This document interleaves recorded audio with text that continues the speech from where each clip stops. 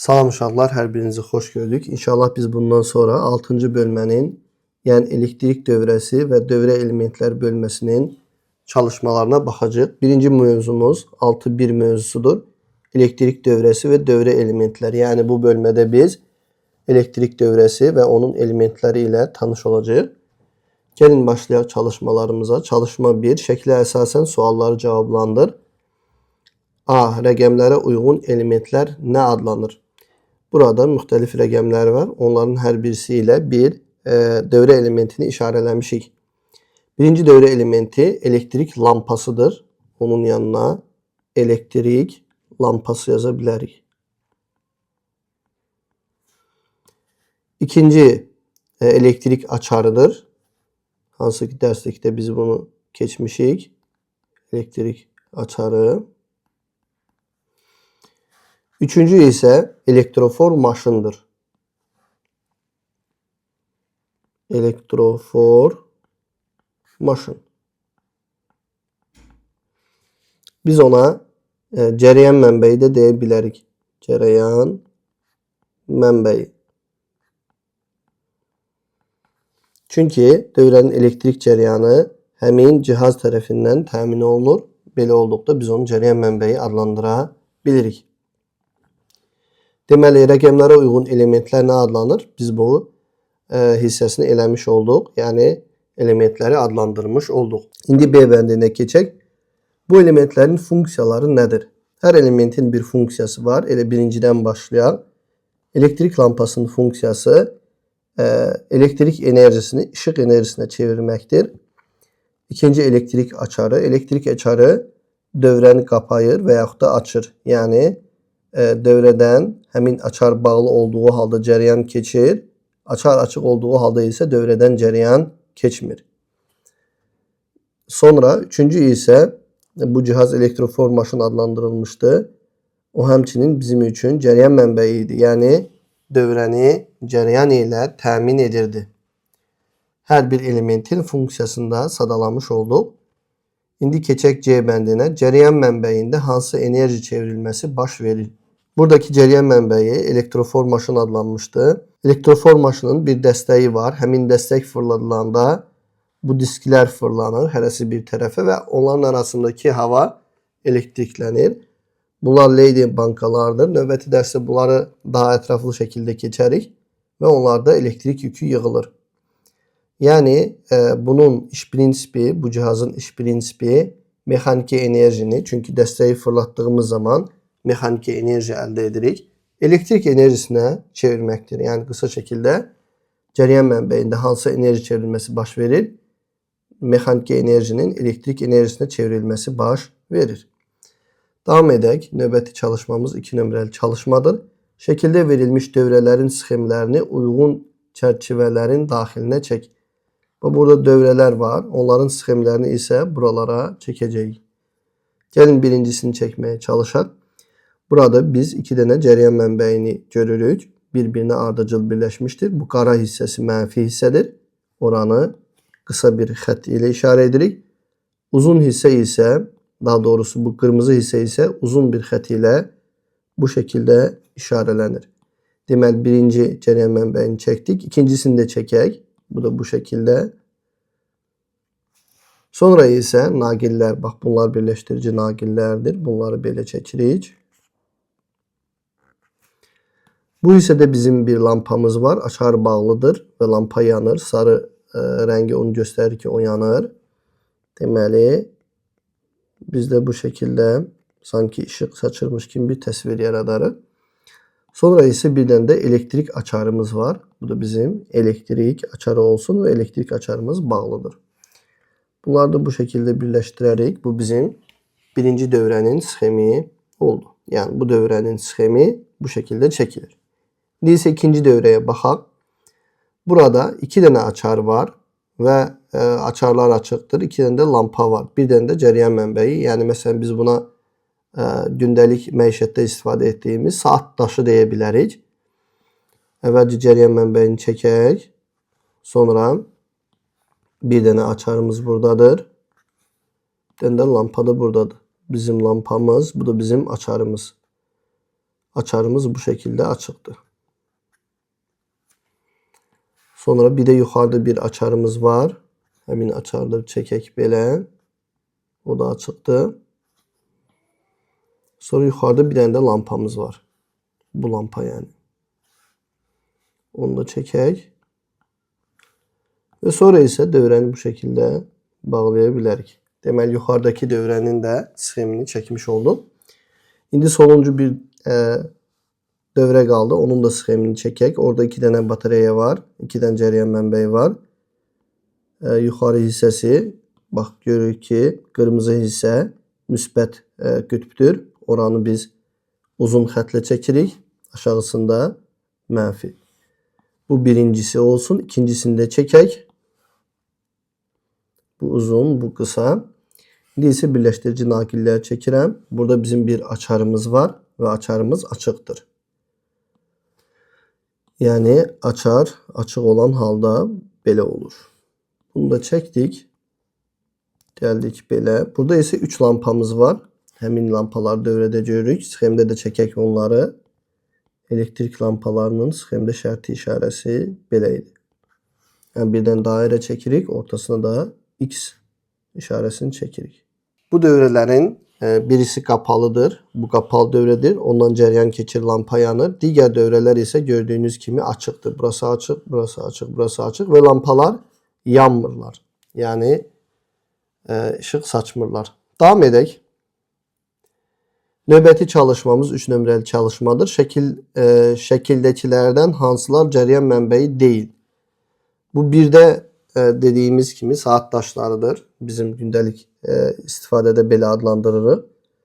Bu da batareyadır. Bunlar cəryan mənbəyi sayılırlar. Yani dövrənin qidalandırıcılarıdır. Bizdən isə olmayanlar soruşulur. Deyil diye soruşulur. Olmayanlar hansılardır?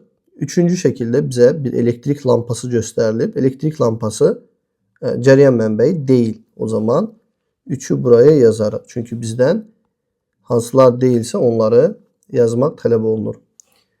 Dördüncüde de akkumulyator batareyası var. Yəqin ki maşınlarda, avtomaşınlarda görmüşsünüz. O da yani olmayanlar sırasında değil. O da cəryan mənbəyidir. Biz olmayanları seçirik.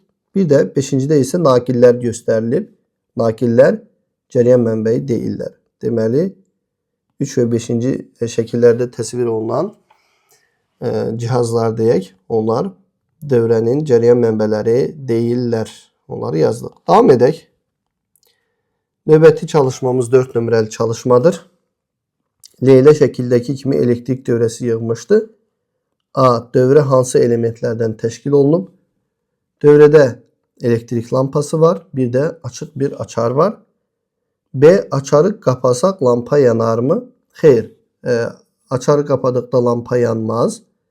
Cevabı əsaslandığı değil. Çünkü dövrədə cəryan mənbəyi yoxdur. Yani siz burada yazarsınız cəryan mənbəyi yoxdur. Ona göre lampa yanmaz. Davam edək. Biz bilirik ki dövrədə cəryan mənbəyi olmadıqda dövrəni cəryan ilə təmin edən cihaz olmur. Bu isə dövrədən cəryanın axmasına səbəb olan cihazın olmaması deməkdir. Çalışma 5. Sadə elektrik dövrəsində lampa yanmırsa aşağıdakilərdən hansılar buna səbəb ola bilər? 1. Açarın açıq olması. Bəli, buna səbəb ola bilər. Dövrədə əgər açar açıqdırsa dövrədən cəryan keçməyə bilər. Demək ki 1 doğrudur. 2. Açarın qapalı olması. Xeyr, açarın qapalı olması dövrənin cəryan axmasına səbəb olar. Yəni cəryan axmamasına, yəni lampa yanmamasına deyil. O zaman 2 səhv cavabdır. 3'e baxaq. Batareyanın enerjisinin tükənməsi. Bəli, batareyanın enerjisi tükəndiyi zaman dövrədə cəryan axmaz və lampa yanmaya bilər. Artıq lampa işıq saçmaya bilər. O zaman 3'ü də götürərik. Bu da səbəb ola bilər. 4. Birləşdirici nakillərdə qırıq hissələrin olmaması lampanın yanmamasına səbəb olmaz. Tam tərsinə qırıq hissələrin olması lampanın yanmamasına səbəb ola bilər. O zaman 4'ü də buradan silək. Deməli düzgün cavablarımız 1 açarın açıq olması. 3. Batareyanın enerjisinin tükənməsi ola bilər ki, bu halda dövrədəki lampa yanmaya bilər. Davam edək. Növbəti çalışmamız 6 nömrəli çalışmadır. Müəllimin Nicata şəkildəki elementlərdən istifadə edərək elektrik dövrəsi qurmağı və sxemini çəkməyi tapşırmışdı. Nicat elektrik dövrəsini düzgün qurmuş, ancaq sxemdə cəryan mənbəyinin sayını düzgün göstərməmişdi. Yəni hər şey düzgündür. Sadəcə nə baş verib? Cəryan mənbələrinin sayı düzgün göstərilməyib. Davam edək. Nicatın çəkdiyi sxem hansıdır?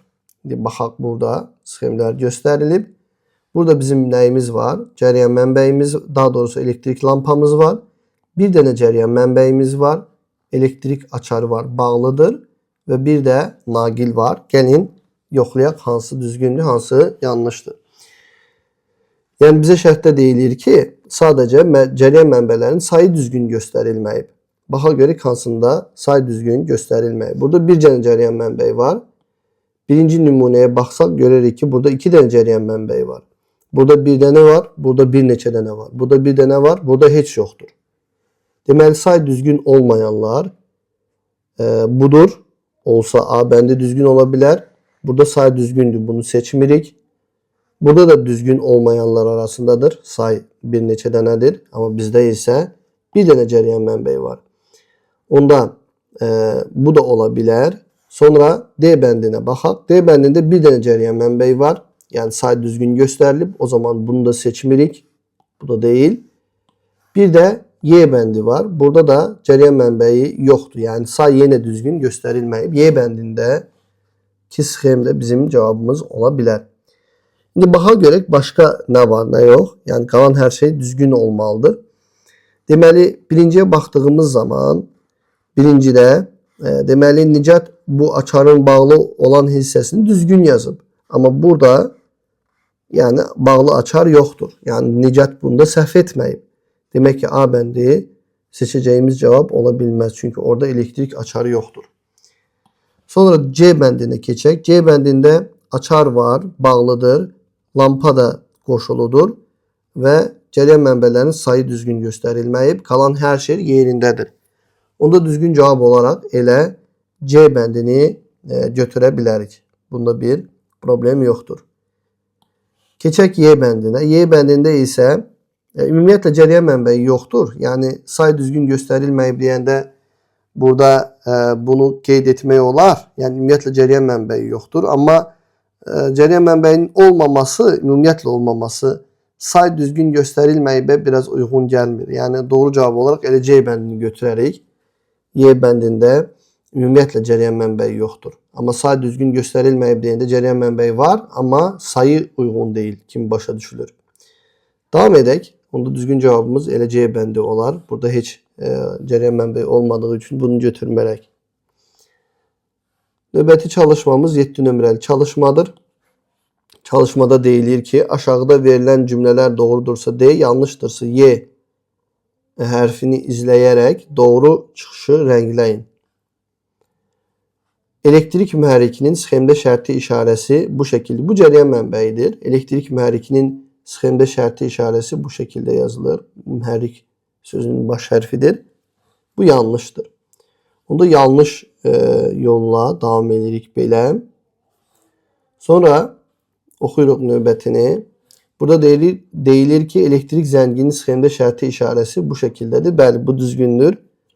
Bu adətən şagirdlər bunu göbələyə bənzədirlər. Elektrik zəngi, elektrik cəryan keçdikdə zəng çalır. Bu düzgündür. Bu düzgündürsə o zaman doğru yolu izləyərik belə. Davam edirik. Sonra deyilir ki, elektrik zəngi elektrik enerjisini işıq enerjisinə çevirir. Xeyr, elektrik zəngi elektrik enerjisini səs enerjisinə çevirir. İşıq enerjisini çevirən isə lampa idi. O zaman buradan yanlış cavabı götürürük. Demək ki, buraya çıxırıq. Belə. Davam edək. Yoxsa bu axırıncı mıydı? Bəli, bu axırıncı çalışmaydı. Beləliklə bu mövzunun çalışmalarını bitirmiş olduq. İnşallah növbəti dərsdə görüşərik. Sağ olun.